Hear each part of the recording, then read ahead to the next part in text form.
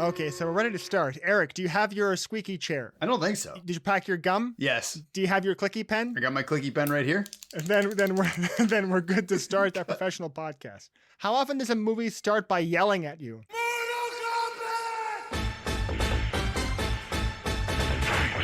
I'm going to start this off with what I call the Mortal Kombat conundrum. So I was watching some Jackie Chan movies, Project A, Armor of God 2, Operation Condor, Police Story. Wow. And in those movies, there's like a very thin story which allows Jackie Chan and his stunt team to choreograph and orchestrate these amazing action sequences and fight sequences, right? Mm-hmm. That is not what Mortal Kombat is.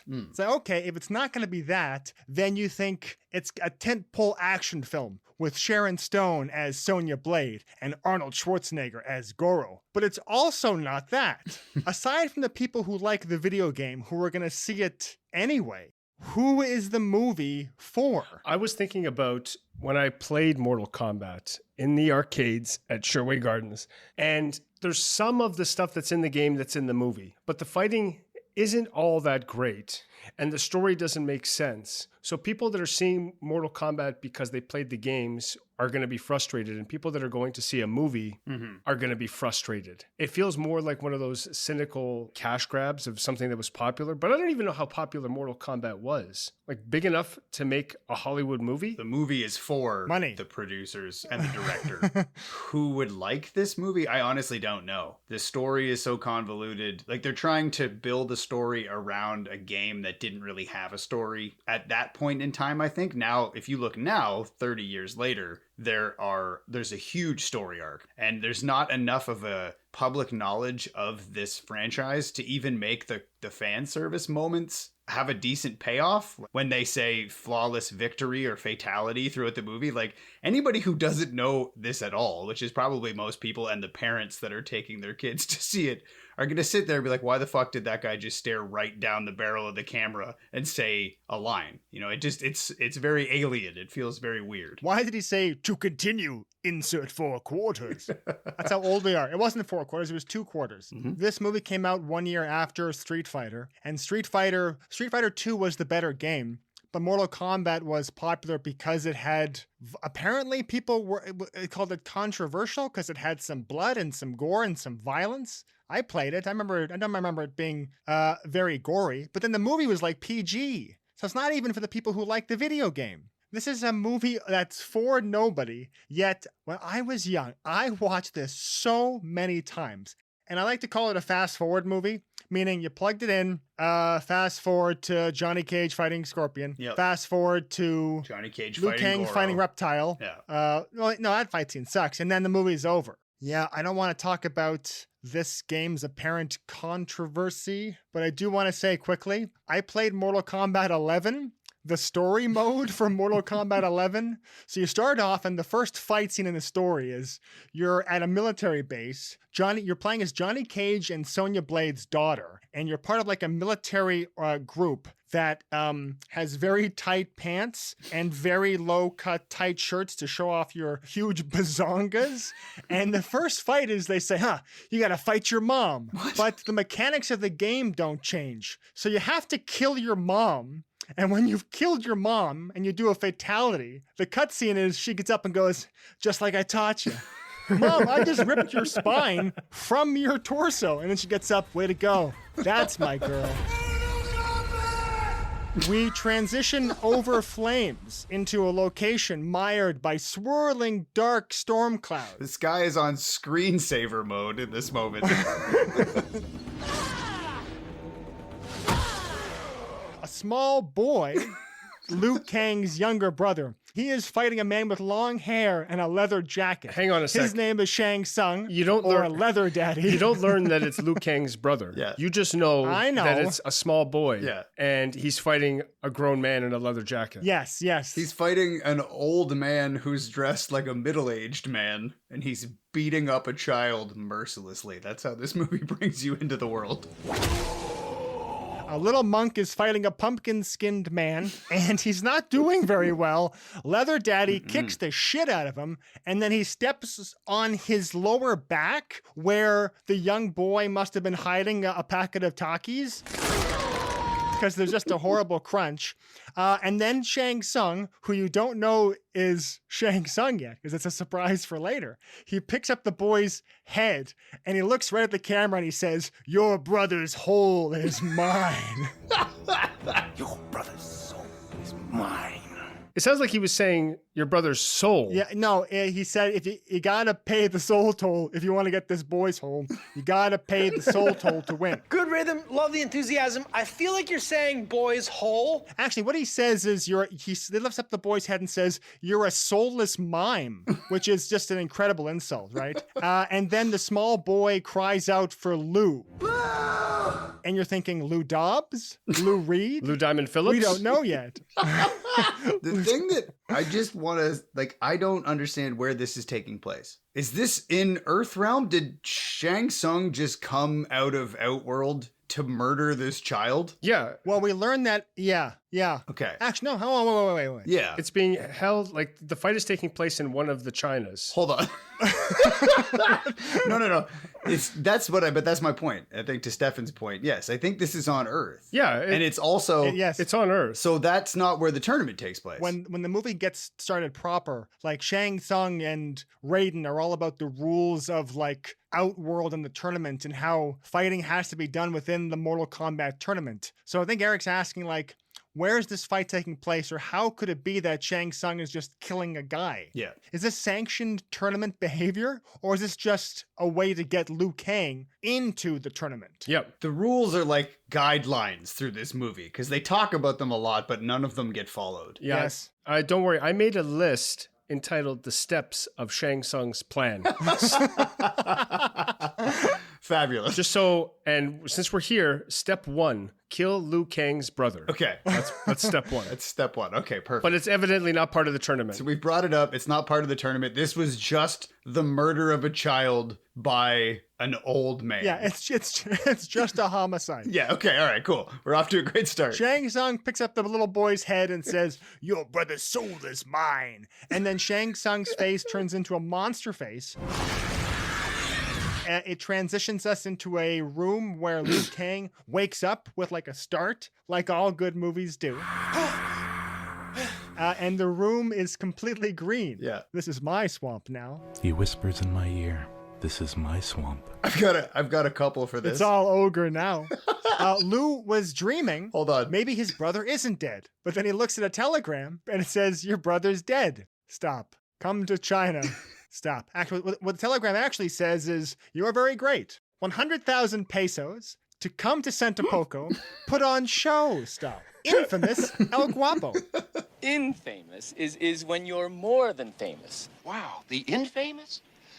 Infamous? Eric, what were you going to say? I got a couple for this one. I said Liu Kang awakes after fucking the Mucinex germ. And I got Liu Kang All awakes kinds of green. and lives in a jello mold. And then I got Liu Kang awakes inside the Hulk's ass.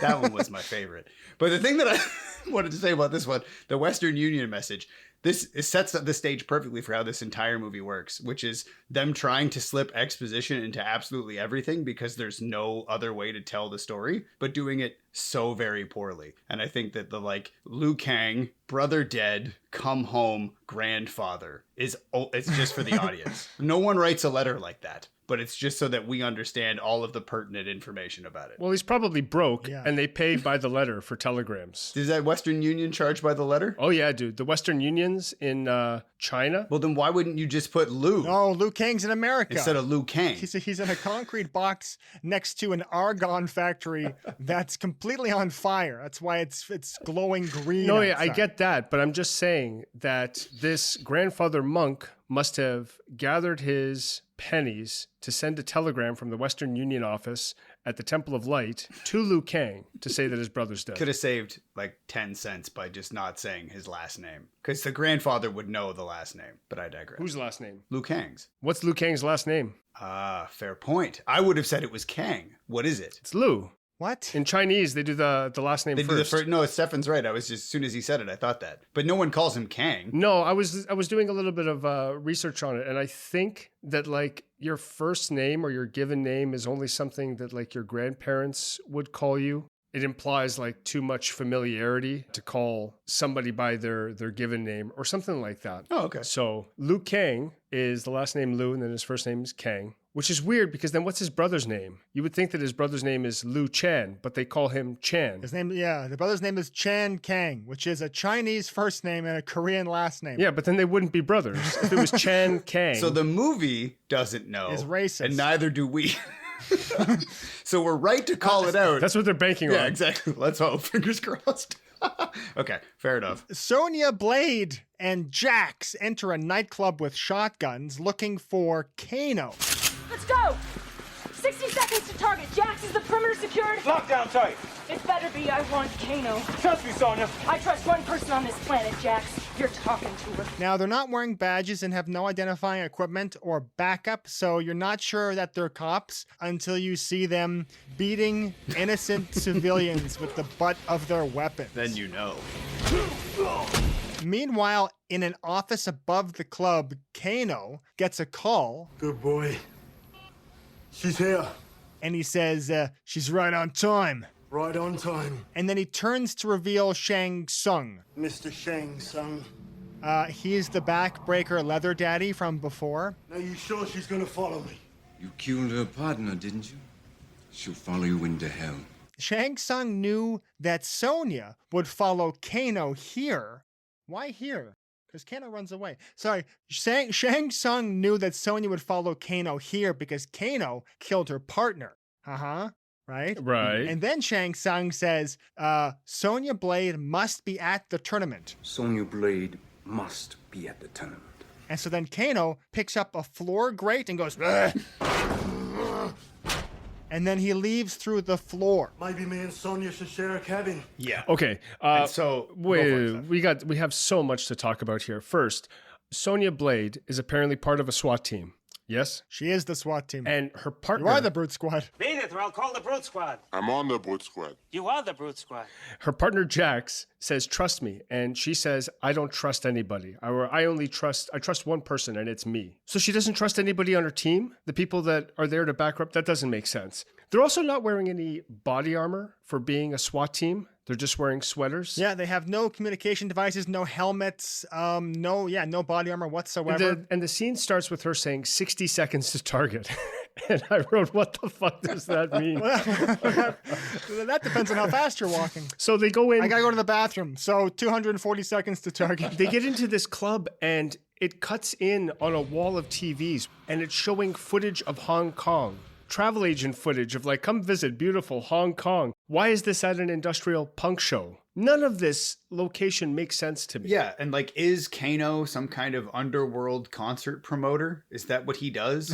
Why is he there? Kano is there to lure Sonya Blade to the tournament.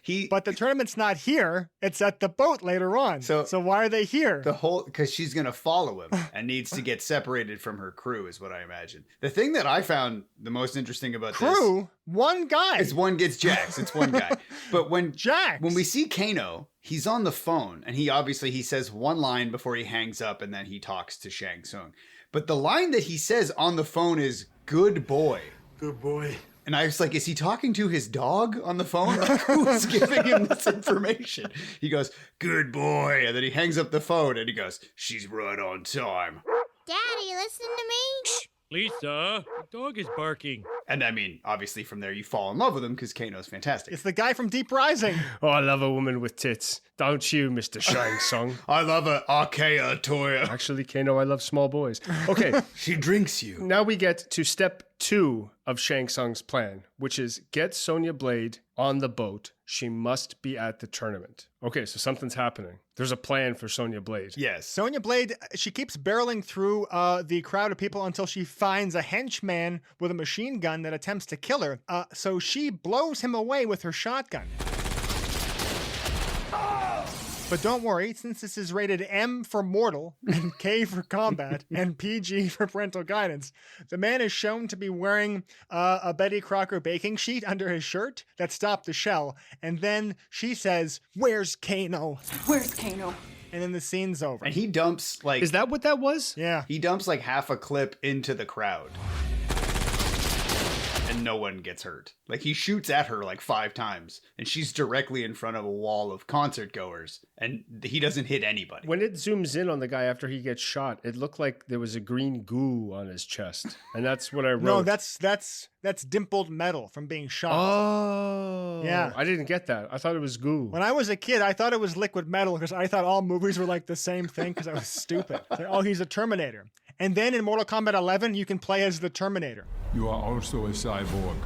No, just cybernetically enhanced. You will be terminated. Oh, brother. Hangar bay doors open to reveal Nicolas Cage, and he's approaching 4 chauffeurs who all reveal dangerous weapons. A medium stick, nunchucks, a larger stick, and then an electric stick. Here, let me fix it for you. Staff, nunchaku, katana, and sai. Okay, I love being a turtle. Just pick 4 different weapons. And why do his chauffeurs want to kill him? And it's not Nicolas Cage, it's Johnny Cage. I was joking. It should have been Nicolas Cage, though. It should have been Nicolas Cage. When he walks in, and this is a gripe that I have with a couple scenes in this movie that I don't quite understand what the decision-making process was, where it's like, we need to call attention to how empty the background is. But there's someone like way in the back of this scene behind the 4 chauffeurs who's just welding like 15 feet up on the wall. They love Sparks in this movie. They love Sparks in this movie. It's insane. Let's dance. So they have a fight sequence, and then Johnny Cage says to the one remaining standing fighter, "This is where you fall down." Where do you get these guys?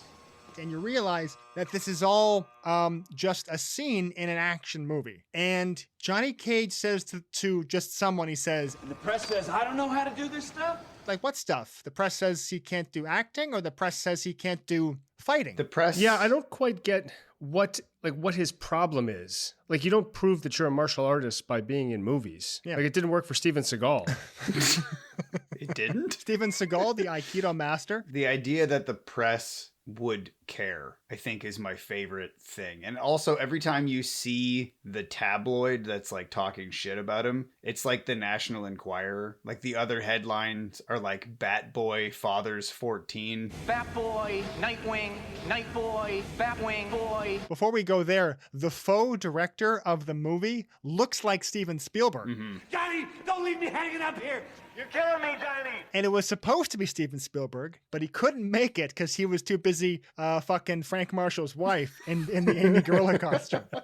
Johnny Cage has a visitor on set. Excuse me, Johnny. There's someone over there who wants to speak to you. And he's sitting in his chair reading the National Examiner. And here's what the front page says. Amazing. 88.4% of all products are made in Ohio. Boy, 4, shipped 1,200 miles in a cardboard box. Parrot quotes passages from Holy Bible. And Johnny Cage a fake. Now, this is a fake newspaper. Like, fake as in, like, it's a tabloid paper. I was going to say, they're all fake news. And it's stated later on, Johnny is upset that he's being called a fake. But it's a tabloid. Who gives a shit what they say? But then, the person reading the tabloid lowers the paper, and it's Kenny Rogers. Hi, Johnny. You want some chicken? I heard that people saying that you're a bad fighter. Well, I gotta wait for you to be my friend and be the best fighter in the movie. No, it's not Kenny Rogers. It's Michael McDonald. I was going to say, yeah, the man lowers the paper, and it's not Chris Christopherson, and it's not Brian Dennehy, but he looks like somebody. And he says, "Hi, Johnny." Hey, mister, you're in my chair. Hi, Johnny. Master Boyd. Master Boyd. And I think he meant to say Mr. Or are we to assume that this is Johnny Cage's martial arts instructor? I think that's the implication. It should have been just Todd. It should have just been Boyd. That's the most Boyd-looking dude I've ever seen. But I've never seen anyone less deserving of the title Master. Oh, Master Boyd, you want to watch me catch this baseball bat with my teeth? Master Boyd says, the press is giving you a hard time, huh? I see the press is still giving you a hard time. Yeah, they think I'm a fake. A fake what? Fighting in movies is fake. It's choreographed. He's acting too, which is also fake. He's playing a character. Who is saying he's fake, and what does that even mean? Like, are they watching the movie and going, well, hey, that's not Obi-Wan Kenobi. That's Ewan McGregor. He's lying up there. He's saying he's a Jedi. I know he's an actor. This is all fake. Collectively, everyone has brain damage. I used to like Johnny Cage, but then I learned about movie tricks, trick photography. Trick photography? I was crushed. I never used trick photography. No one can be as fast as you appear to be. I am that fast. This is a secret review of Three Amigos, by the way. So anyway, Master Billy Budd says that if you want to win the admiration and respect of the reporters that you hate, you need to win this tournament that takes place that no one ever sees. So here's an ancient parchment in Chinese. Hop on a boat. It leaves for Hong Kong tomorrow. No, it leaves and then he walks off the movie. From Hong Kong tomorrow. You win the tournament. They'll tell the entire world that you're the real goods. He says, and this is he says Pier 40, Hong Kong. How do I, There's a boat. Leaves Pier 40, Hong Kong tomorrow. Like, that's a thing that you can be like, oh, I know where that is. Pier 40, there is a boat. Yes. Okay, I'll be there. And it's a shit boat, too. I wouldn't get on that boat. He gets on the wrong boat, going to a different island. Welcome. I knew it. I knew it was this fucking island. Stefan, this is probably going to tee you up for another one of your Shang Tsung plans, but the scene ends with Master Chris Christopherson walking away within eye line and earshot of Johnny Cage, and he transforms into Shang Tsung. So Shang Tsung was pretending to be Master Boyd, and he's walking towards the exit, towards a lot of dry ice. Yeah, when he leaves towards the dry ice, and if you watch, it's impressive, but because the movie's so old, he has to walk like perfectly straight so that they can match cut it together, and it's the most unnatural walk that I've ever seen. This is step 3 of Shang Tsung's plan. I wrote, impersonate Michael McDonald. If I hear Yah Moh B there one more time, I'm going to Yah Moh burn this place to the ground. To tell Johnny to go to the tournament. So he's inviting Johnny Cage to the tournament. Mm-hmm. He is entrapping Sonya Blade to go to the tournament. Yes. And then we're going to find out that Liu Kang is chosen to go to the tournament. And then we find out that there's another, a black guy named Art something? Art Lean. And he elects, Art Lean, he elects to go to the tournament. So who or what happens at this tournament is very loose with the rules. Now, Eric, you've been on sets before, right? Mm-hmm. Remember when he says, hey, Johnny, you have a visitor? It's typical to just walk onto a film set and just visit somebody, eh? 100%, yeah. And then when you walk off a film set, there's nobody around. No one sees you transform magically from Chris Christopherson into Shang Tsung. Never. There's no one around. It's usually not swarmed by people who don't know what to do at any given moment, so they're trying to find something to do. The film transitions to Thailand, and then the subtitle says China.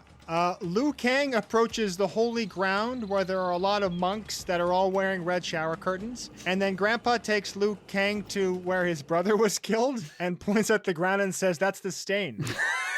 Also, call a cop, right? That's just a homicide. This is where we found his body.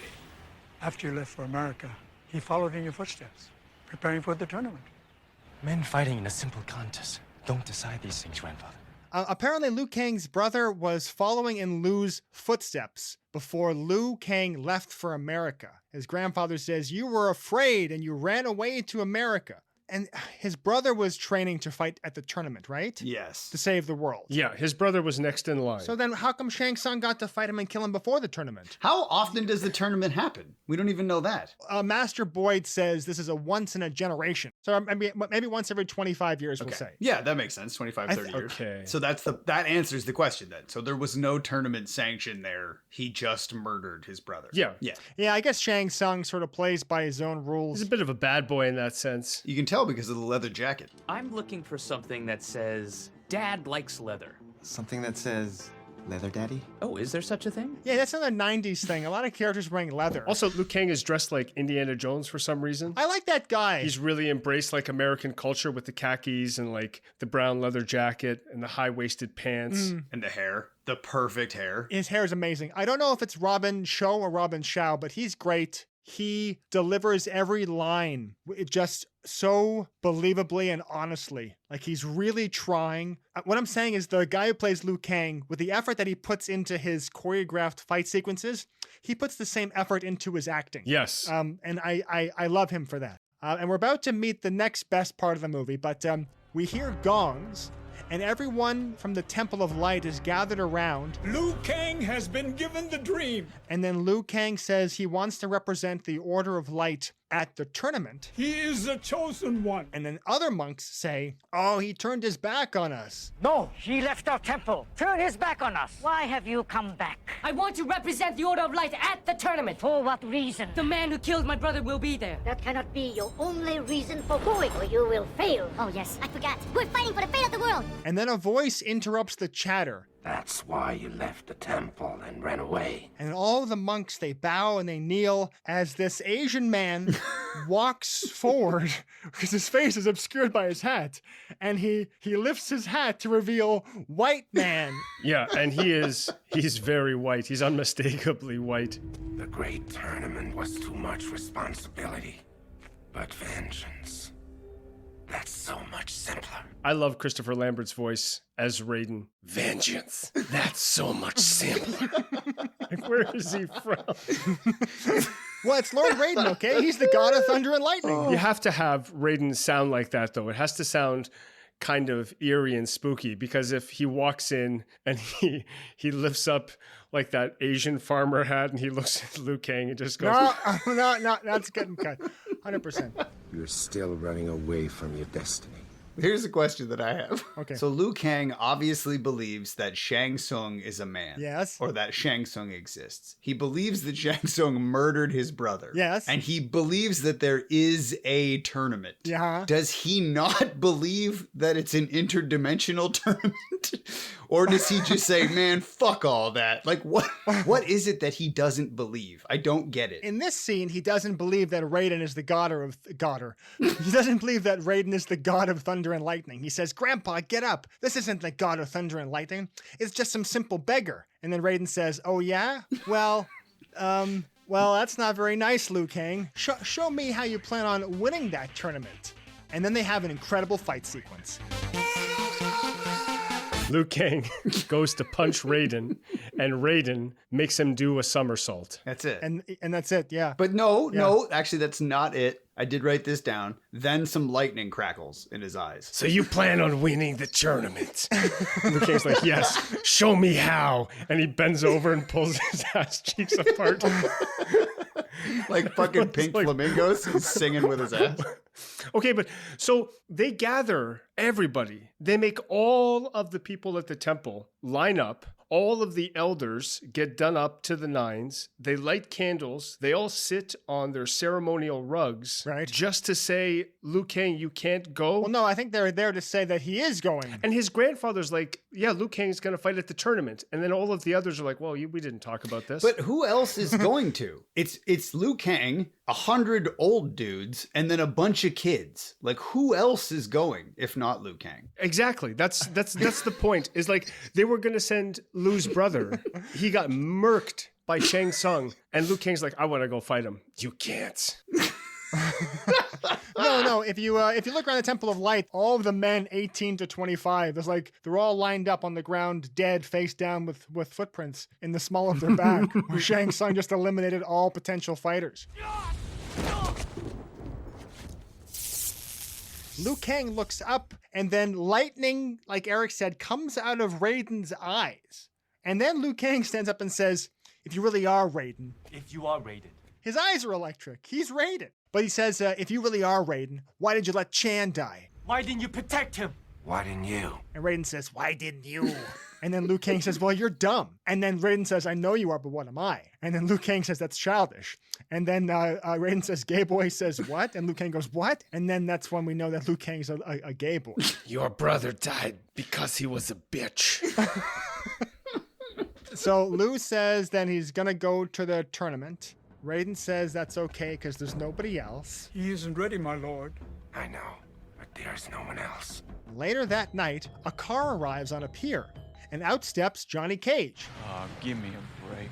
He snatches a newspaper Hey. From another man's hands, and he reads the headline, and it says Johnny Cage is fake, but it's printed in Chinese. So Johnny Cage being a fake is news of international significance. There's also a shitload more sparks in this scene. They're on a pier, fuck. and everyone's grinding. Everybody's working.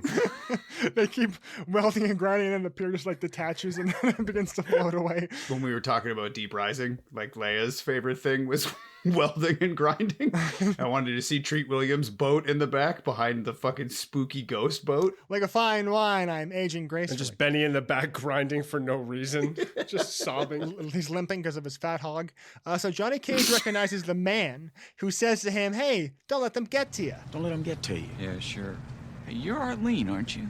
Man, I saw you fight in London. You were great. And the man he recognizes is Art Lean, or as I call him, picture tilted, frame bent, who Johnny saw him fighting at another tournament and said, hey, you're great. And then Art says, hey. I saw a couple of your films. Listen, you can't fake those moves. Yeah, well, tell that to the press. So international press have labeled Johnny Cage's moves, his karate moves, fake. That's what Johnny is trying to fight against. A couple things here. Art Lean, to my knowledge, not a character from any Mortal Kombat that has ever happened. No. I've never been on the character select screen and picked me Art Lean. The thing that I was thinking about, and this is obviously with knowing the game and the movie, what happens when they're in Outworld in the tournament, Johnny Cage does his like shadow kick thing, right? Nope. So he doesn't do that when he's fighting Scorpion or fighting Goro or something? Yes, I think he does the shadow. He does one of his signature Mortal Kombat moves. Oh, I thought that when he gets pulled into that portal. That's not him doing it. That's just like the effect of him getting sucked off into that portal. Yeah, okay, you're right. Maybe it is when he gets sucked into the Cenobite dimension. It looks like it though. Yeah. It absolutely does look like it. And that's probably why they did it. And they wanted to have that effect in the movie because people remember it. But Johnny Cage doesn't have superpowers. So they're like, how can we do it to piss off the fans the most? And I think that's what they settled on. Yeah, because that's the point that I'm driving at, is it's like in the games he has like powers. In the movie he doesn't, but it's like, what are they saying is fake? And if he has magic powers, like, is that it? Like, I just don't get it. Johnny Cage shadow kick is fake. Art Lean, not a real person. So Liu Kang arrives and Johnny assumes he's here to carry the luggage. You want me to carry your luggage? I pay money, you carry the bags. Or is that too complicated? No. I got it. And then Liu Kang cathartically takes the money that Johnny gave him and the luggage and then throws it in the water. And then Johnny Cage's zinger is... Thank God I didn't ask him to park the car. Because he would have banged it up, because Johnny Cage is a horrible racist. Sonya and Jax are there with no backup and no radios or police vehicles, and they're just at the pier waiting for Kano. Kano could be 1,000 miles from here by now. A scale model arrives, and it's Shang Tsung's boat. What is that? And the boat looks evil. I wouldn't have got on that boat. Exactly, yeah. No one gets on that fucking boat. I'd like to think that the cops, Jax and Sonya, were just following Art Lean for no reason. And they just happened upon Kano. He's going to do something. We're going to catch this guy doing something. I know it. Fuck it off. I don't know what it is about him, but I have the sense that he's going to do something that's going to require me to shoot him. So Sonya Blade sees Kano with binoculars. And then Kano sees her without binoculars and says, "Come to Papa." That's him. Hold on. I say, baby, come to Papa. Kano lures Sonya onto the boat, and then Jax stays behind. He says... He stays behind in the bravery section. He stays where all the brave men. He yells out rather limply, "Don't get on that thing!" Sonya, come back! Sonya, don't get on that thing. Hey, Sonya! Ah, she's gone. Oh, well, I'll get a new partner. Even better than the last one. This is a little thing, but the boat is already leaving. The boat's gone. The boat's like 50 feet away before Sonya starts running towards it. How does she get on the boat? Yeah. I hate stuff like this in movies. Just the boat's still there. Kano goes on and then she runs towards the gangplank. Why does the boat have to be leaving? And like, why is she not wet when she gets on the boat? Do you know what I mean? Like, if that was... Oh, she's wet. Well, I mean outwardly so. For Art Lean. Kano walks onto the boat. 5 seconds later, she starts running, but the boat is already 50 feet off and the gangplank is up. Like, it just Lazy and stupid. I guess it's to imply that like Jax can't follow her. It's already like leaving too quickly. I don't think so. I think you're giving it too much credit. I don't think it thought that far into it at all. You think that they forgot to film the scene and then Sonya was just running towards the boat? I would buy that more than them being like, the boat needs to be leaving so that Jax can't follow her. Because by the same logic, if she can still get on it, so could he. What do you think? Do you think that they actually built that boat? And do you think that they actually like found a harbor and had that thing saleable? Because like for all the shit that we're going to give this movie, and I do have a lot of shit to give it, the fact that they made a boat for what's effectively like one scene, and a boat that can actually move on water, like that's a sizable investment for not much of a story element. 100%. The sets when they need to be are well done. Like the Scorpion's weird hell realm is really well built. Yeah. The boat is really well done. And Travis, maybe you know this. I don't know if it's a scale model. It's not the CGI of that age. I don't think that they did like forced perspective when Sonya is running on the dock. No, there's some pretty bad rotoscoping on that on the boat later on. I think the boat itself probably like it is a scale model a boat, and the smoke obscures I guess where they mounted it in. Yeah. Or maybe I'm wrong. But I don't know anything. All that said though, like the disconnect between that attention to detail or like care put into it as like the scene with Johnny Cage on the soundstage, like it doesn't make any sense why this is as shitty as it is. Even trying to like figure out, okay, what scene in what fake movie is he filming? That he walks into a warehouse with 4 chauffeurs and a car. Like it just doesn't, and there's nothing else in there. Right? Also, that limo drives on the dock itself. Yeah. Like, no, that doesn't happen either. There would be a parking lot for the car and then he would walk to the dock. Maybe it's because he's rich and he's going to an island. They got to take him as far as they can. Oh, God. We're here again. All of our characters are now on the evil, haunted, enchanted ghost boat. Sonya puts a gun to Johnny Cage's head almost right away and just says, "Where's Kano?" Johnny Cage, you are? Where's Kano? Just in case you were unsure if she was a cop. Sonya goes below deck to look for Kano and winds up in the place where they hang dry their chains. Shang Tsung reveals himself to the group. Shang Tsung, at your service. Johnny and Liu Kang go down into the belly of the boat to help Sonya because she's a woman, but she doesn't need any help because she has a gun. When I want backup, I'll radio for it. And she doesn't know how to hold the gun, and she doesn't know how to stand with the gun. Her movements are so awkward. Who's the actor that plays Sonya Blade? It's Bridget something. She's the same actor from Brigitte Bardot? Not Brigitte Bardot. Same actor Last from Action Hero. Billy Madison, as a matter of fact. She plays Veronica Vaughn from Billy Madison. Veronica Vaughn. So Veronica Vaughn doesn't know how to hold the gun. Like I remember that even when she's like trying to hold the shotgun and it's like it's too heavy for her, so she needs to like offset her body weight to like balance out the gun, and she can't move too fast with it. And like every time she points it, she has to take a little step back and like lean. It's just, it looks awful. Here's the art lean. This is the first part. As much as he's dropped little hints already, I think this is the first part where Shang Tsung gets super fucking weird with Sonya. Like he steps out of the darkness and he starts telling her like how he wanted her to be here and she's been chosen and he'd love to give her a look around, a tour of the boat personally. But it is my boat, and if you'd like a tour, I'd love to give it to you myself. So I don't know if his plan is just that he wants to bang her, but that seems to be his motivation. Yep, that's not part of his plan. It's not part of his plan. Okay, all right. Okay, so you didn't jot that down. He had me fooled. Sub-Zero and Scorpion step out. Blue guy and yellow guy. Scorpion and Sub-Zero, deadliest of enemies. Sonya immediately tries to shoot the person who walked in the room. Move aside. But Sub-Zero freezes the tip of her pistol. And then Scorpion reveals he's got a little guy in his hand. He has a little tiny Arkea Atoya that lives in his palm. Now, I thought the guy Scorpion had just a weapon, like a little spear with a chain. Not a little guy who lived in his arm. This is the only, and I could be wrong, but I feel like this is the only instance where it's a little guy. I think it is just a spiked chain. Usually. I thought it came out of him. It does. Because he's never like swinging it around. Yeah, it comes out of his hand. Yeah, so Sonya Blade immediately wants to shoot Sub-Zero and Scorpion. Now, this is the thing that I found interesting, was that Sub-Zero and Scorpion are on the boat. Mm-hmm. They're not on the island. Yes. Which means that they're coming from Hong Kong. Or they're just living on that boat. I think they just accompany him. I think that's the, I mean, you're right. So they're just like hanging out at Shang Tsung's apartment. Yeah. Well, Sub-Zero and Scorpion are just really good friends. They're having a civil ceremony down at City Hall. Got that radio handy? So we got Sub-Zero, Scorpion, facing off against Johnny Cage, Sonya Blade, and Liu Kang. So then they have an incredibly well choreographed action fight sequence. So Raiden shows up and he says, and ruins the whole mood. Yep. And no one gets to fuck. Okay, so going back. Raiden flies in and stops the fight sequence. Raiden stops Sub-Zero and Scorpion from killing those three on the boat. Enough!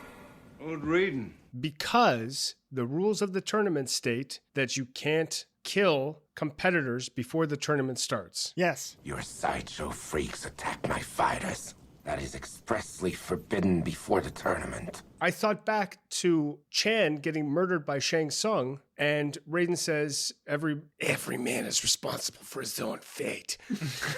So if he steps in to save these three, why didn't he step in to say, Shang Tsung, you can't kill this boy before the tournament? Mm-hmm. You know? Because every man is responsible for his own destiny. Destiny, that's what it was. So, but yes, that's a very good question, because it had been previously discussed that after Liu Kang left, Chan stepped in to prepare for the tournament in his place. So he was like, it was understood that he was going to be a tournament fighter. So he should have been under that same hypothetical protection. Well, I guess, yeah, Chan was responsible for Liu Kang's destiny. Anyway, that doesn't matter because my problem with this is Sonya and Johnny haven't seen any magic yet, right? Besides the ghost boat. So Liu, Sonya, and Johnny, they're all standing there and they just witnessed Mr. Freeze, Scorpion's little palm monster, and then a man flies in as a ball of electricity only to reconstitute himself as a full human being with lightning eyes. And when it cuts back to their reaction, it's no reaction at all. Yeah. Like nobody's like, what the fuck just happened? They're just like, hey, what's up? Little palm guy? It's crazy. Freeze gun? Wow. Cool. Yeah. Anyway, where's Kano at? Yeah, they take it in stride. So this is the section of the film where we have some exposition. Well, we have a lot of exposition throughout the whole movie, but this is the only part of the movie where I feel that it's an example of what I like to say good, not great exposition. And that requires an explanation. Until we reach the island where you have no dominion. My dominions are well known to me, sorcerer. What tournament? Here's what I mean. If you ever want to know good versus bad exposition, you just have to think of Godzilla. If Godzilla destroys Tokyo and then someone says, "What was that?" then an explanation follows. That's good exposition.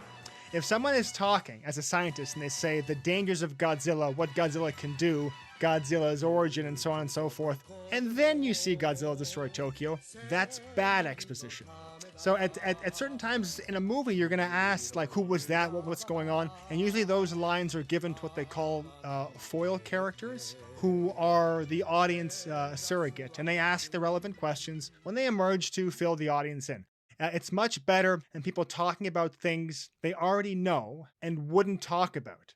We've all watched bad movies where somebody says, "Oh, hey, sister, I'm so excited for your wedding today. Too bad mom couldn't make it, but I bet father, may he rest in peace. Father? Once we find his killer, Father. I'm sure he'd be proud." So the three main characters speak with Raiden on the deck of the ghost ship. Got a guy with things coming out of his hand. We got another guy who freezes stuff. And then there's a man who, as far as I can tell, is made out of electricity. I mean, how did he disappear like that? What is going on here? Who is this guy? Let's just think this through. And apparently, all three have been chosen to participate in the tournament. You have been chosen to defend the realm of Earth. Not by fate, because Shang Tsung lured them all onto the boat. What you're about to face is vastly more important than your ego, your enemy, or your quest for revenge. So the three separate goals are ego, revenge, and revenge.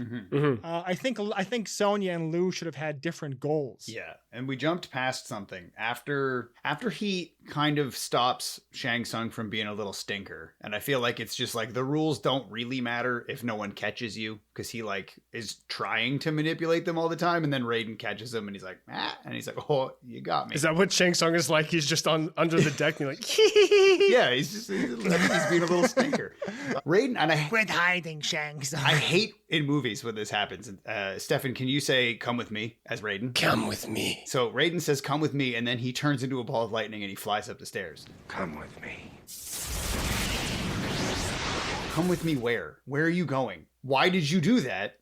We don't know where. All three turn into lightning and they follow him as well. It's like he does the Power Rangers thing and flies up the stairs. But then, because I think the filmmakers understood the question that we're now asking, is like, how the fuck did everyone just take that so in stride? But they come up onto the main deck, and Johnny Cage does say, we got freeze guys and little hand monsters and a dude who turns into lightning. And then Liu Kang, who up until 35 seconds ago did not believe in Raiden, very matter-of-factly just says he's Raiden. God of lightning and protector of the realm of earth. Well, this is why I said it's good, not great exposition, because Johnny Cage doesn't know all of this stuff. So it makes sense for him to ask what's going on. And then when he learns something, we as the audience also learn what's going on as well. And here's what we learn. Your world is but one of many realms. One of them's a forsaken land called Outworld, ruled by an immortal who crowned himself emperor. Now he seeks a new world to conquer and enslave. These three have been chosen to defend the realm of Earth. The other realm, the bad realm, the realm on the other side of the railroad tracks, that's called Outworld. And Outworld is run by an evil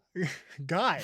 To enter the realm of Earth, the Emperor's demon sorcerer Shang Tsung and his warriors have to win 10 straight victories in Mortal Kombat. He has one of those Circle K coffee punch cards, 10 victories, and then you get a free realm. They have won 9. This will be the 10th tournament. I got another note here. It says that Liu is so eager to fight Shang Tsung, but Raiden warns him that if he fights him now, he'll lose his soul. Like, you can't fight him now. You're not ready. Yeah. And there's no emphasis placed on like what Liu Kang has to do to get ready. I would also like to point out that push-ups. The three of them weren't chosen. Johnny Cage elected to go. Liu Kang... He was invited. Yeah, he was invited. Liu Kang went in spite of everybody saying, you're not chosen. And Sonya Blade got coerced onto the ship. None of them are there because of Raiden. But Raiden is making it sound like it's his idea, just in case like they win. Be like, yes, I chose them. The greatest representatives of the realm of Earth. We have a Chinese, a homosexual, and a bitch. It's like and me as their old wise Chinese guide. Okay, moving on. Raiden on the boat says, "Look, it has begun." It has begun. And then we see a skull in the sky, and Shang Tsung says, "It has begun." It has begun. And Raiden says, "I just said that." Raiden also says, "It's not about death, but life." Like Mortal Kombat, mortal meaning like to the death. He says Mortal Kombat is not about death, but life. Are you sure? What the fuck are you talking Also, about? another thought. How come if it's Mortal Kombat, Shang Tsung gets to fight in it? Like, he's a sorcerer. He's an evil magician. Yeah. Raiden can't fight in it. So what's the delineation? I guess if you can be killed, I guess Raiden can't be killed. Maybe Shang Tsung is a mortal that just has magical powers. Powers. Then there's when it cuts from "it has begun," you see the dark mark in the sky. There's like a skull and a snake, and then it cuts to Shang Tsung, who has very clearly been edging the whole day, and he finally lets go because he. And we've also got to talk about what's begun. The tournament? Because he says that No, because they haven't signed in yet. they have to get to the island. The island. They have to get to the island. And then he says again, Mortal Kombat is about to begin. So is it just like, what is it? What's begun? We transition with a very poorly rotoscoped boat to a very pointy island. Jax, this is Sonya. Do you copy? Sonya's radio doesn't work, and neither does her compass. So they're at some sort of weird enchanted island. Johnny Cage tries to get out of the boat, and he's holding all of his bags of dildos, and he falls face first into the water because he's from Hollywood. I feel like he gets more bags as that sequence goes on. Like, I don't think he gets on the boat with all those bags. And then they were just like, you know what would be funnier? Double the amount of shit that he has to carry. How does Liu know that Sonya Blade has a compass? Bring only what you need to survive. It's my industrial strength hairdryer. And I can't live without it! So the fighters arrive, and they climb hundreds of stairs into the clouds along staircases without any railings or balustrades. And then the fighters walk past a bunch of menacing statues before Liu Kang stops because he spots a total babe. When a woman looks at you like that, it usually means something. And then Shang Tsung seemingly speaking to himself, says, Princess Katana, our most dangerous adversary. Watch her carefully, Reptile. Keep her away from these humans. Watch her, Reptile. And then one of the statues transforms into its true self as a little green monster that was pretending to be a statue. Anyway, when Shang Tsung says, watch her closely, Reptile runs away. I don't think Reptile speaks or can understand the English language. This part I don't get. And I imagine maybe it's one of these rules again, but it's like, why is Katana even there? Why is he... If the Emperor took over and adopted her, I don't understand that either. Like, you have to adopt her to be the legitimate ruler after killing the... It doesn't make sense. Why is she there? Why is she allowed to be there if she could possibly fuck up Shang Tsung's plans? But Stefan, this is all... right? You're keeping track of this shit? You got the plan written down, right? Is this part of Shang Tsung's plan? Actually, no, it's not part of his plan. She has to be kept away from the humans, even though she's not a human, but she looks human. Yes, she's 10,000 years old. Also, is there a Gorgon somewhere on Outworld? Why are there so many statues of random shit? I was going to say that, like, with all the statues, the theme is skeleton, vampire, gargoyle, tiger, dragon, dinosaur. Yeah, it's really weird decorating. There's statues, and I was like, okay, is this like trophies of people that have been turned to stone? It just is a crazy, eclectic mess. Before we go on, the shot of Katana, it's like a medium shot of her, and then it cuts to a close-up of Shang Tsung saying, Princess Katana, our most dangerous adversary. I imagine, like, the wide shot, he's like 1.5 feet away from her.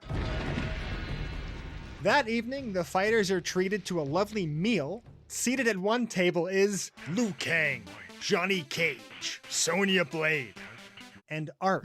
Artline. Katana is at a table close to the kitchen, and Raiden isn't allowed in because he bounced too many checks. Shang Tsung welcomes everyone. You're here to compete in Mortal Kombat. He says, thanks for coming around. Truly, we couldn't put this together without the support of people like you. You guys met Goro, right? That old so-and-so.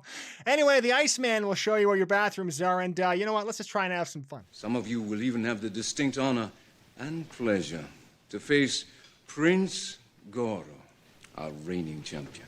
They push the tables aside, and they have another amazing, well-choreographed fight sequence. This really well-toned, lean dude starts doing some punches and kicks. But before he does that, I actually made a note of it. He cracks his back, and it sounds like somebody taking a bite of a deep-fried apple. He does punches and kicks, and then he runs at Sub-Zero, and then Sub-Zero freezes him, and his head come off.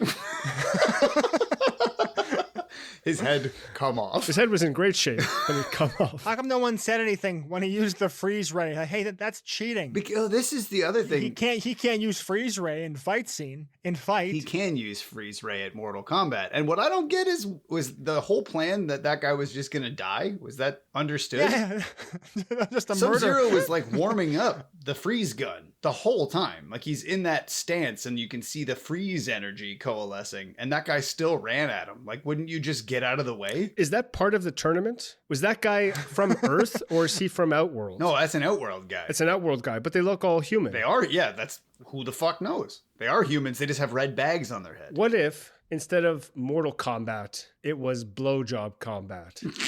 Okay, continue. Carry on. Oh, does everyone takes a turn? Some of you will even have the distinct honor to Prince Goro. Scorpion could work all the parts, and then his little hand thing could probably tickle the Zinj at the same time. Some of you will have the honor of everyone just sucking off Shang Tsung. Taking on Prince Goro, our largest champion. Flawless victory.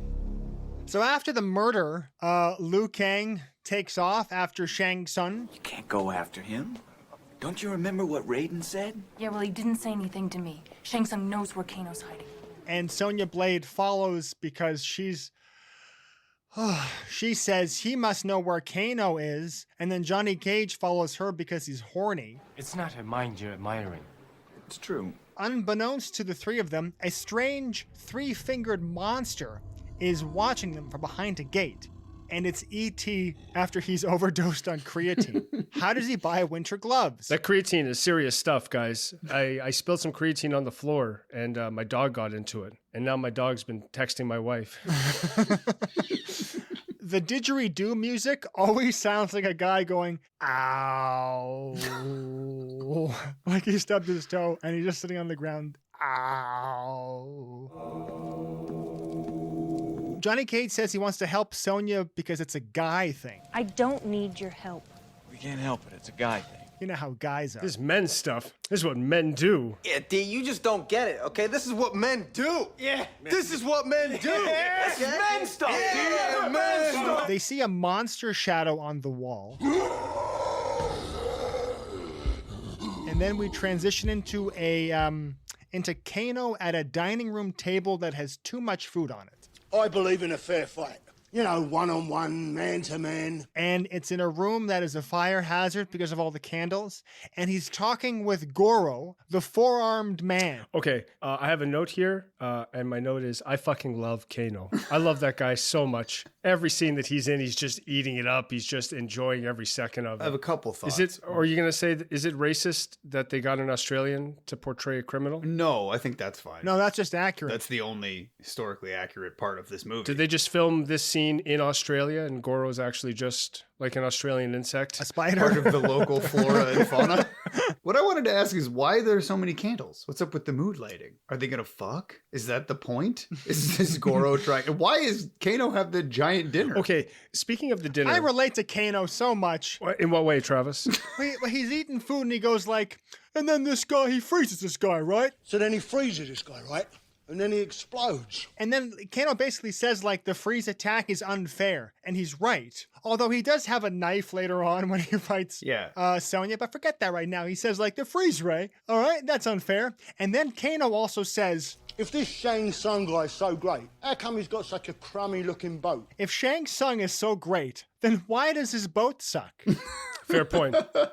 Great point. This always frustrated me. It frustrated me when I saw this movie when I was a kid, and I've watched this movie like 10 times since. When Kano is eating that turkey leg, a strip comes off of it. The skin. And it looks like it looks like a piece of cloth. It looks like a long straight strap. Yep. And I don't know what it is. It doesn't look like skin, but it's just like, I feel like it's like a Band-Aid or something hanging off of this turkey leg. It grosses me out. Well, the turkey leg looks really wet, and I always thought that it was like a raw animal leg. It's actually kind of gross to watch him eat. Yeah, I'm surprised Goro didn't just say, please, would you fucking use a napkin for Christ's sake? Probably coated in glycerin to give it that like that sparkly wetness to it too, so it's definitely not healthy for him. Disgusting. But I never understood what the point of this was. Like, what is happening down here? Why can't Kano, if he's a part of the tournament, and so therefore Sonya couldn't kill him before they fought, why is he like hidden away? Yeah, why is Goro sitting there eating with him? Yeah. Oh, it's so our three main characters can eavesdrop and get information that way. But like where... That's the actual reason. Like, so where was Goro... Remember when he casts that shadow and he's like screaming? Yeah. Yeah. Like, what was he doing? Like he must have got up, peeked at the other dinner, walked into the hallway, went, and then sat down with Ken and was like, oh, sorry about that. Anyway, where were we? You were talking about your time with Sonya? You're some kind of royalty too. I am Goro, General of the armies of Outworld. I want to talk about, I call it the Goro conundrum. So Goro is a guy with 4 arms, right? Mm-hmm. And he's got 2 arms, shoulders. Because you guys, you know how you can lift your shoulders, you can roll your shoulders, pull them back. Mm-hmm. It gives your arms like this degree of movement. Goro's other 2 arms are not in the shoulder sockets. They're on shoulder sockets that are like by his ribs. So shoulders that he can't lift and shoulders that he can't pull back. So his other arms have an incredible lack of mobility. Mm-hmm. But it's worse than that. They did that because the actor in the suit, the bottom arms are the real guy's arms. So the top arms and head and eyes and mouth and nose and ears, that's all animatronic. They did it wrong. They should have just got a tall guy and put 2 fake arms lower. That way you can have an actor act with their face. They did the hardest thing possible, which was, okay, we'll put an actor in a suit. He'll use the bottom arms that don't have any mobility. He also can't see. Then we'll build a long, tall body on top with 2 robot arms and a robot head. So when you see Goro standing, he has very short legs and a very long body. The director comes out and he says, all right, we're going to put this animatronic torso and head on your shoulders. You have 5 minutes to film this scene before you sustain permanent neck damage. And then like the other Goro actors, like, he ain't kidding. Just go about your daily routine like I'm not wearing the hat. When you look at a human person, they're breathing, their heart's beating. So even if they remain still, they look as though they're alive. Things are moving. But an animatronic face doesn't do that. So to compensate, Goro's face is always going like, and his eyes are always kind of twitching. It's like the hardest possible way of filming the Goro character. It's like, oh my God. So I guess we're going to have the guy folded in half, and we'll have another guy standing on his lower back, right? To puppeteer, like, why are you doing it this way? Just hire a guy and then just put 2 fake arms on the bottom. You guys remember the footage of Mark Zuckerberg when he was like on trial? Yeah. That's like what Goro's face is doing. It's like somebody that doesn't know how to be alive trying to pretend like they're alive. I think like as a kid, I always enjoyed it. I thought it was cool. And now I honestly think like I understand all the points, but I think that of all of the things in this movie that I hate or that I have a problem with, that is actually one of the least. Yeah, they swung for the fences. They went all out. They tried, right? Well, yeah, you know what? Yeah. And kudos to them. I'm just saying, like, for the sake of, because also the Goro suit actor can't fight. Mm-hmm. So you're just eliminating a Mortal Kombat character from having any actually well choreographed fight scenes. Yeah. All I'm saying is that Goro looks like my grandma, and it really puts a damper on my masturbation fantasies. Goro threatens Kano, who is belittling the awesome power of Shang Tsung. Those who challenge his power become his slaves. He enslaves souls. And then Shang Tsung comes in and he says, oh, Goro, leave him alone. And Shang Tsung says the best, most honest, most accurate line in the whole movie. He says, why else would I have chosen such a disreputable cretin? No dignity, no manners. Yet in the realm of Earth, men like him can amass great wealth and almost god-like power. And you know what? He's absolutely right. This is another moment, and I don't know if, Travis, you're going to talk about this, and we can wait. Oh, I talk about everything. Well, this is another moment where the rules come up again, that I don't understand them. Because he says to Kano, well, Kano says, when do I get paid, right? Mm-hmm. And then he says, after you fought the girl. Now, when do I get paid? After you fought the girl. But remember, she's not to be harmed, only humiliated. I want her humiliated, not harmed. Yes. Right? He says, I have other plans for her. Step 4 of Shang Tsung's plan. Kano must fight Sonya, which kind of doesn't gel with the idea of a tournament and like things just sort of being random. I guess Shang Tsung gets just to choose who fights who. But he must fight Sonya, and he can't beat her. He can only humiliate her. We can talk about this more later because obviously the outcome of the fight is different, and Shang Tsung like turns on Kano. So perhaps that was always the plan. He's just like for Kano to get killed by Sonya. Yeah, just half-ass it. So I'm not sure why Kano didn't say, hold on a second. So how am I supposed to win and get paid? You think he'd be a bit more savvy? But he's Australian, so. And to your point, Steph, he also like Goro doesn't enter the tournament until like it's time. Do you know what I mean? So like, yeah, it's completely. Don't worry. That's it's the next part of the plan. Yeah, much like every tournament you've ever been in. Yeah, it's arbitrary as fuck. But anyways, To what do we owe the honor of your visit, Shang Tsung? Shang Tsung is here to warn Goro that he's about to have 120 pounds of exposition dropped on his head. I've come to warn you that Gong Lao's descendant is competing in the tournament. I saw this Liu Kang in the hall. He'll pose no This is no time for foolish pride. I've never been so close to absolute victory, which is why I've come to warn you of another danger. Princess Kitana. The Emperor's adopted daughter. Why should I worry about her? Princess Kitana is 10,000 years old, the rightful heir to the throne of Earth. She must not be allowed to join with the forces from the realm of Earth, especially Liu Kang.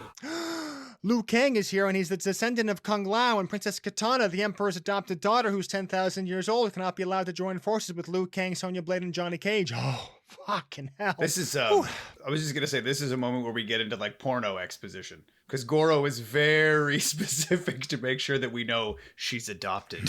It's like, okay, Goro, I see you. Yes, his line, the Emperor's adopted daughter. Shang Tsung should be saying all these things, and Goro should look around and go, Shang, who the hell are you talking to? I know this. I know she's adopted. Stepbrother, what are you doing? That has to be Princess Katana. I think she's trying to help us. Liu Kang, Johnny Cage, Sonya Blade, they all sneak away. They spot Katana and they follow her. And then Liu Kang is ambushed by Reptile, who just spits in Liu Kang's face. It's not acid. I guess it was just piss. It's hot spit piss. They walk through a tunnel with lots of spider webs, and Johnny says that Katana went this way, but she couldn't have, or else she would have knocked all the spider webs out of the way first. I wrote that down too. Fucking hell. But he knows where she went because he can smell her pussy. Thank you, Stefan. Katana went this way. I can smell it. I don't smell anything. I wrote that joke down, and then I removed it because I was like, Stefan will take care of it. So they find themselves in the dining room scene again. I smell something. Bullshit. Where they actually, for real this time, have a choreographed fight scene. We got company. 2 comments before you guys describe it. Generally, the actor Robin Chow, who plays Liu Kang, is great. Johnny and Sonya are not martial artists. Maybe they are a little bit, but they do their very best. But very importantly, Johnny Cage, since it's an action movie, he says another action movie thing. Mm-hmm. And it's always good to hear. Yep. We've got company. It's great. This fight scene, any words? This fight scene's lit. So the words it is lit. It's classic choreographed fight scenes. Mm-hmm. And this is what I mean. And it's something that I learned, I think, watching an interview with Jackie Chan talking about his Kung Fu films. You have the fight scene in a wide, and you have like the punch or the kick coming in, and then you have a close-up of the impact of the punch or the kick. So you feel like the weight of it, and it gives it, it's more dynamic. You have more cuts of the same thing, but it's not just like rapid cuts like that Liam Neeson jumping over a fence thing. It's impactful for a fight scene. So it's a wide, the kick's coming in, and then it's a close-up of the head, and then the foot hitting the head, and then back to the wide again. The camera's like locked down so that you just have like the full visual. It's not like this darkly lit, like handheld shaky cam to try and make it look more frenetic than it is. Like the camera's stable and you let the fighters be responsible for the motion and the activity rather than you trying to influence it with the camera. Now, Eric, before you begin your assessment, thematically, though, the fight sequence is wrong. Is this the first fight scene other than the like weird Johnny Cage one? The weird The fake one? Yeah, well, there's the fake one, and then there's the weird one at the beginning of the feast when they throw all the tables out of the way 2 minutes after the feast starts. Yep. This is the first one that's actually like long enough to get into a proper need for like real choreography and real fight scene dynamics, and like Stefan's saying, that kind of classic setup. And I think it's incredible. This is one of the first times.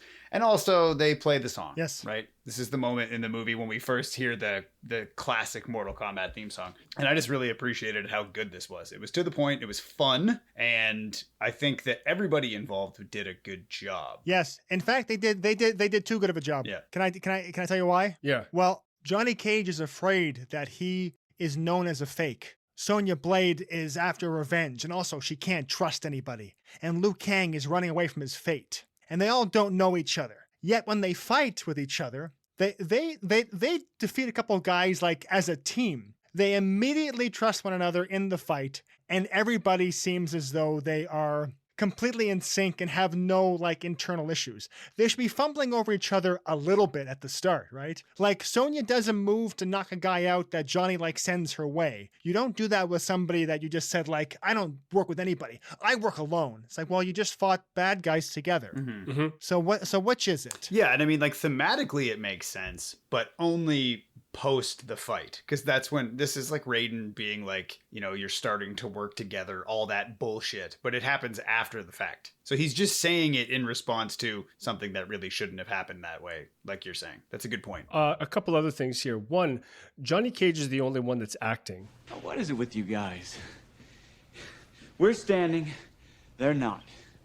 What more do you want? because after that fight, he's the only one that's like out of breath, and he's like leaning on that stick like he's tired from fighting those people. He's like in the moment. Yes. He's being the character in that scene. Wow, I didn't even think about that, dude. That's a really good point. Also, because the other two are just completely fine. Like that was effortless. It reminds me of, we skipped over it, but there's when they climb up all of the stairs to get into the whatever. Johnny's breathing hard there too. Johnny's out of breath and he like collapses and he's like, no more steps. No more steps. I say that to this day when I've climbed up a big flight of stairs. Like I make a little breath and I say, no more steps.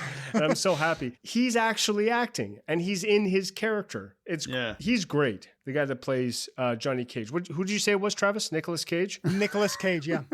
Raiden applauds their efforts with a slow clap. Absolutely brilliant. He says, but what are you going to do about those fellas? They must have all just like creeped in quietly, but more evil hooded henchmen come in, but then Raiden stops them with an electric finger. Where does he plan on putting that finger, do you reckon? I don't think so. Raiden then takes out the three main characters and says, okay, the tournament starts tomorrow. Eat some carbs and get a good night's sleep. He's also talking to them in the mountain. Yes? Yes. Like they're inside of a mountain. Mm-hmm. Yeah. And I guess there's clouds inside the mountain. Where's the lightning coming from Raiden? Because there's a lot of lightning and thunder. Raiden makes the lightning. Is there a light flash? There's light flashes. He shows his prostate examination finger. Yeah, that helps tickle the zinge. I was just gonna say there's a really good like one of the like sensible chuckle moments happens with Johnny as he's on his way out past 30 dudes and he's like, you're lucky he stopped us. Yeah, Johnny has some zingers. He's got some real action hero lines throughout the movie. You guys are lucky he stopped us. Why does Shang Tsung invite good fighters to the tournament? Why not just invite some losers? Like here's what you do. You pull the boat up, right at the pier. And then you shout out, Elon Musk is an idiot. I guarantee you, your boat will be filled with like 25, 30 of the most softest, low energy, low shouldered men you've ever met before in your life. Like, don't lure, I'll lure Sonya Blade. She'll kill people. Like, lure Todd from Best Buy. Don't bring good fighters. Yeah. Bring bad fighters if he's the one in charge of that. Is it just to rub it in? Is it just a flex? Has he already beaten the best on planet Earth 9 times before? 9 times, yeah. He's the reigning champion, he says. No, Goro is. Goro's the reigning champion. Oh. Shang Tsung was a previous champion. So okay. And the rules of this tournament state that he has the right to fight if he wants to. Will Shang Tsung fight in the tournament? As a former champion, he has the right to do so. But then he would have to fight at the beginning. And then you can't have somebody that's fighting. No, he changes the rules later. He says at the end, he reserves the right to fight whoever beats Goro or anybody he wants. Okay, we're getting into more of Shang Tsung's plan, but we're not there yet. So let's move on, shall we?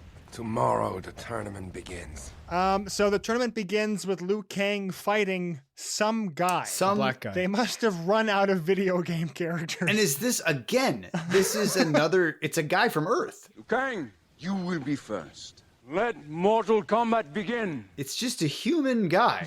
He doesn't have the bag on his head that signifies he's from Outworld. I don't understand why. Like, if it's... Yeah, it's not like he's fighting Cyrax or Smoke. It's just he's fighting Gregory. Yeah, Gary from Jimmy Struthers from down the road. If it was Earth versus Outworld, why is he fighting this person? It's not Earth versus Outworld. It's called Earth versus Soup. Okay. Why soup? It's just a tournament to the death sometimes, and the winner... But Outworld has to win 10. No, somebody from Outworld has to win 10. So then, why wouldn't Shang Tsung just make all of the matches Earth people against Earth people? And then pick the worst... Just pick the worst fighter to fight, since he can just pick anybody at any time anyway, like he says. So Liu Kang wins, but he doesn't kill the guy. So the guy lost because he can't continue. Your soul is mine. And then Shang Tsung comes over and he does a good suck job on the guy and he removes his soul, which then kills him. Fatality. So they're not dead when he suck jobs the soul out. Okay, this is important for later because when Shang Tsung does fight, why bother fighting? Just suck the soul out. say, let's have a good game. Go to shake the guy's hand and go, yeah, and then suck job them, right? Anyway, he says fatality. That is the thing. So he says the thing. I did want to mention that when he suck jobs that guy, the soul has bones when it comes out. Oh man, imagine having your bones pulled out through a suck job. Sorry, Steph, what were you gonna say? Just before we go, so Shang Tsung has stolen the soul. He suck jobbed the soul out of a Chinese boy, and then he suck jobs the soul out of a black guy. Yep. It seems that Shang Tsung is only interested in black and Chinese souls, and I for some reason I get the feeling that like his other sorcerer friends have like accused him of being racist. So I was like, no, I'm not racist. I have lots of black and Chinese souls. And that's like his goal throughout the movie is to collect as many as he can. So he doesn't get canceled? Yeah, exactly. So he can keep up appearance, but it's still a very deep-seated racism. CNN, like ticker tape banner, Shang Tsung released a statement about soul sucking. The next fight is Sonya. Well, sorry, Travis. This is just for posterity's sake. Liu Kang, round 1 versus some random sexy guy. The fight lasts for 2.5 minutes. Now we can move on. How long do your rounds with sexy men usually last, Eric? 20, 30 seconds if I'm lucky. Well, it depends. You got Shang Tsung doing a good palm job. Depends on giving the old suck. Depends on how much Virungus play takes place beforehand. Speaking about orgasm, the next fight is between Sonya Blade and Kano. Oh damn! Game over. To continue, please deposit 240 quarters. Goddamn machine. What am I made of money? Okay, there's 1 quarter. There's 2. What's that? Oh, that's a button. Okay. That's another button. What's this little thing? Oh, that's my penis.